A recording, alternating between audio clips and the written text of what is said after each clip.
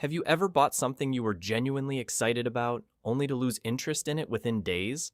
You saved for it, waited for it, maybe even researched it for weeks, and then it sat in a drawer, barely used, while you moved on to wanting the next thing?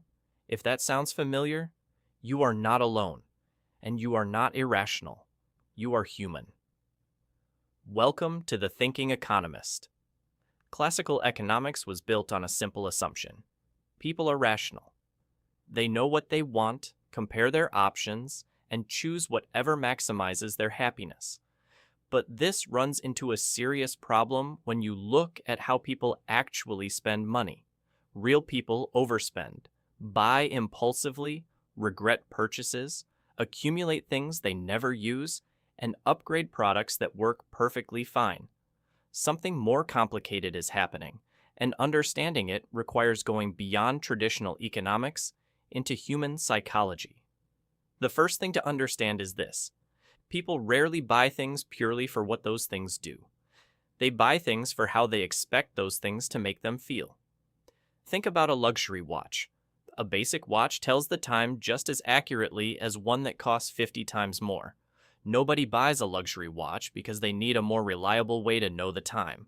They buy it because of what it represents: status, success, achievement. The watch is a physical object, but the purchase is fundamentally an emotional one.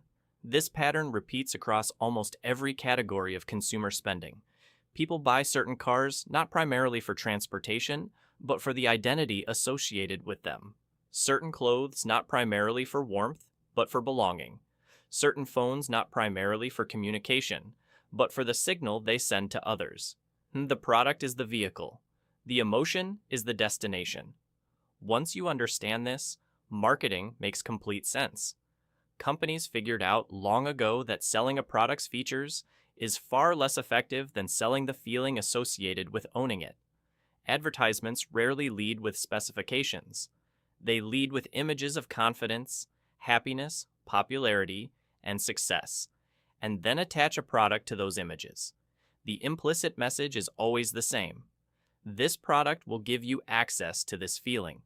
This is not necessarily deceptive. It is simply a response to how human psychology actually works. Now add social influence, and consumer behavior becomes even more complex. Humans are deeply social creatures who have always compared themselves to others. Social media has amplified this to a degree that has no historical precedent. When people are exposed daily to curated images of expensive vacations, new products, and luxury lifestyles, it continuously raises their sense of what is normal and desirable. Products that might not have seemed necessary in isolation suddenly feel essential when they appear to be part of a lifestyle others are living. Economists describe this as a social component of demand, where what people want is shaped not just by the intrinsic qualities of a product, but by what the people around them have and want. This brings us to one of the most powerful concepts in consumer behavior. The hedonic treadmill. Humans adapt remarkably quickly to improvements in their circumstances. A new purchase feels exciting and generates genuine positive emotion, but within days or weeks, that excitement fades. The new thing becomes the normal thing. The baseline shifts, and very quickly, the same person who was thrilled by what they just bought is now focused on the next thing that promises to recreate that feeling. This is not a character flaw. It is a feature of human psychology that kept our ancestors motivated to keep improving their situation. But in a modern consumer economy, it creates a cycle that is extremely profitable for companies and frequently frustrating for individuals. The anticipation of a purchase often feels better than the purchase itself, and the satisfaction of owning something fades far faster than we expect when we buy it. Companies understand this cycle and design around it. Product lines are updated regularly, not always because the new version is dramatically better, but because the cycle of desire and acquisition is what drives revenue. Closely related is how companies use scarcity and urgency. Phrases like limited edition, only a few left, or sale ends tonight are precision tools designed to trigger a specific psychological response. Humans have a strong aversion to missing out.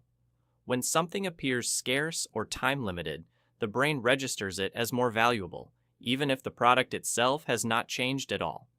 And urgency pushes people toward faster, less deliberate decisions. Deliberation is the enemy of impulse purchasing.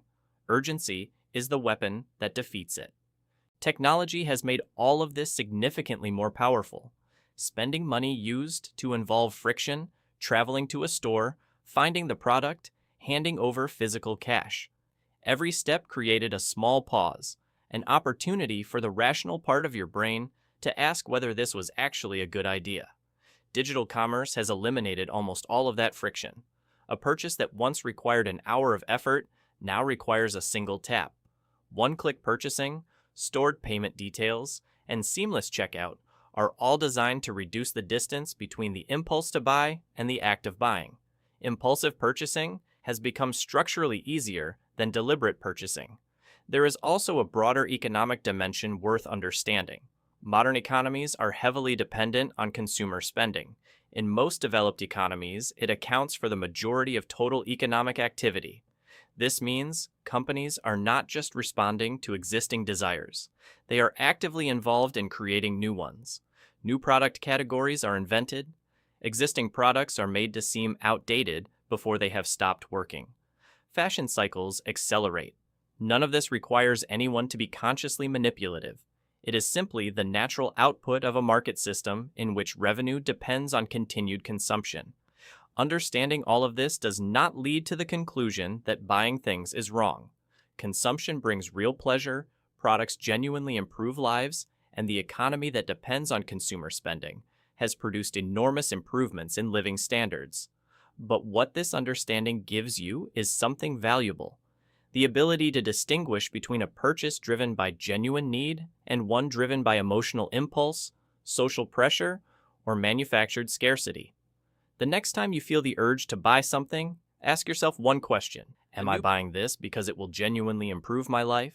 Or am I buying it for a feeling that experience tells me will fade much faster than I expect? The answer won't always lead you to put it back.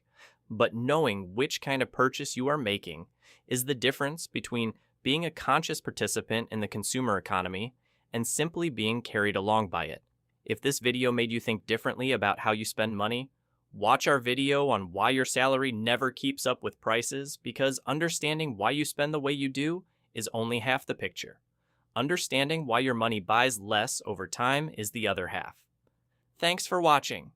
Please like, share, and subscribe to The Thinking Economist, and feel free to share any questions, feedback, or topic suggestions in the comments section.